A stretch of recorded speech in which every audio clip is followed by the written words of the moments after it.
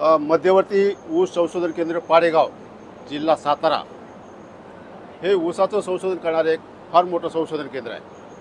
आणि हे संशोधन केंद्र आहे महात्मा फुले कृषी विद्यापीठ राहुरी अंतर्गत येतं. आणि या ऊस संशोधन केंद्राचं महत्त्व यासाठी आहे की राज्याच्या नव्हे तर देशाच्या ऊस उत्पादन वाढीमध्ये त्यांचं योगदान जे आहे ते फार मोठं आहे.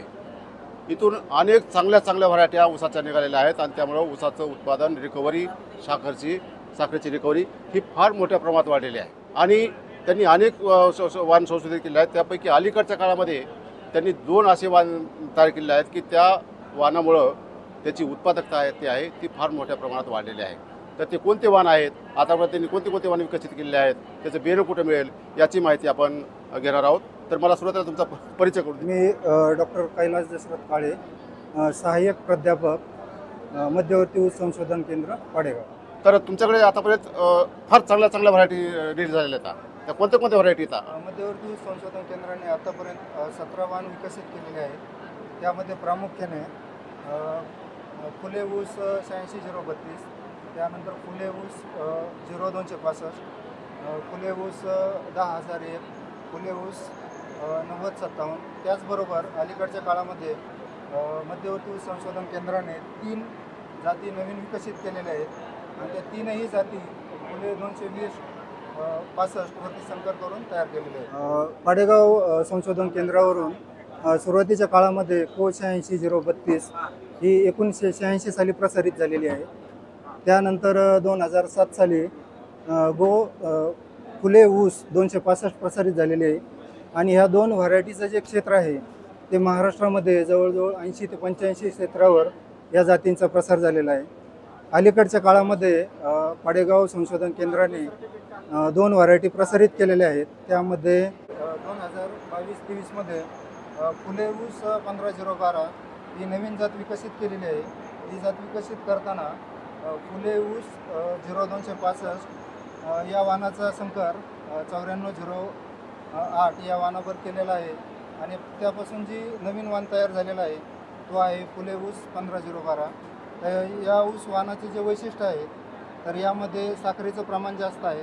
साधारणपणे 13 ते 13.5% साखर उतारा मिळतो.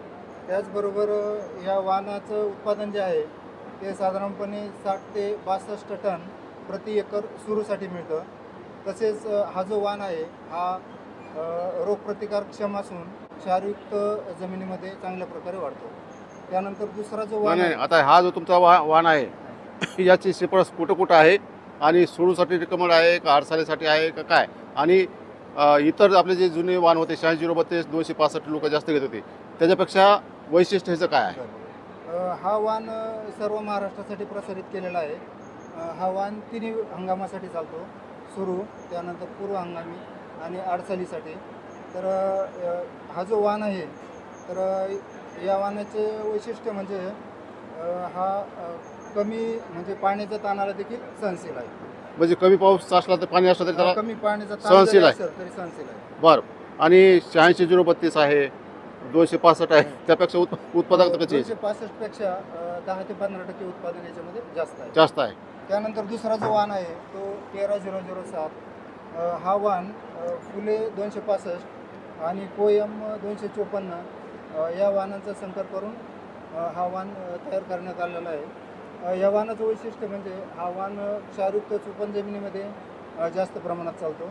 तसेच या वाणाचं वैशिष्ट्य असं आहे की याला फुटव्याचं प्रमाण जास्त आहे आणि उत्पादन साधारणपणे 60 ते 62 टन प्रति एकर आहे.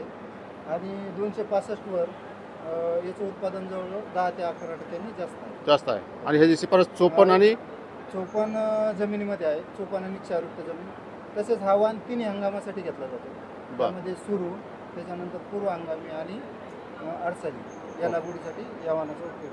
2024 साली 15-00 फुले ऊस 15-006 हा वाण प्रसारित करण्यात आलेला आहे. हा वाण 265 वरती तयार करण्यात आलेला असून या वाणासाठी 265 आणि 94-012 या ऊसाचा संकर करण्यात आलेला आहे. ही जात 3 हंगामासाठी वापरली जाते. सुरू पूर्व हंगामी आणि अडचाली ऊसासाठी. आणि या वाहनाचं उत्पादन 265वर 12 ते 15% जास्त आहे. म्हणजे सर्वात जास्त उत्पादन येणार वाहन आहे का हा? हा वाहन सर्वात जास्त उत्पादन देणार. हा वाहन जो आहे हा याच्यामध्ये साखरेचा उतारा चांगला आहे. साधारण 13 ते 13.5% साखर उतारा मिळतो. बरं. आणि उत्पादन 62 ते 68% पर्यंत त्याचं एकरी उत्पादन मिळतं. 62 टन 62 ते 68 टन प्रति एकर. प्रति एकर. म्हणजे आता सगळ्यात हायेस्ट उत्पादन देणार तुमची वाहन आहे हा. येस, हा? हा सगळ्यात जास्त उत्पादन देणार. आणि साखर पण यात जास्त आहे. साखरेचं प्रमाण पण जास्त. महत्वाचं जे बाब आहे ती म्हणजे बेनं. हो. ही बेनं कुठे मिळेल? तर या वाहनाचं बियाणं मध्यवर्ती ऊस संशोधन केंद्र पाडेगाव येथे ऑक्टोबर महिन्यामध्ये उपलब्ध होतं. हां आणि हे वाहन आपण साधारणपणे 10 ऊसाची मुळी हां याप्रमाणे विक्री करतो. बर.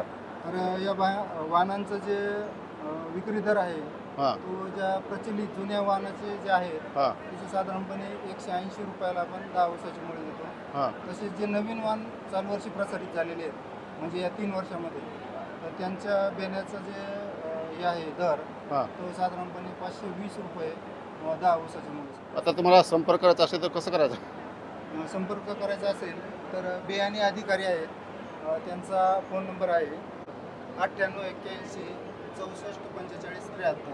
हां, बरं. डॉक्टर दत्तात्रय थोरवे म्हणून हे बियाणे विक्री अधिकारी आहेत. बरं.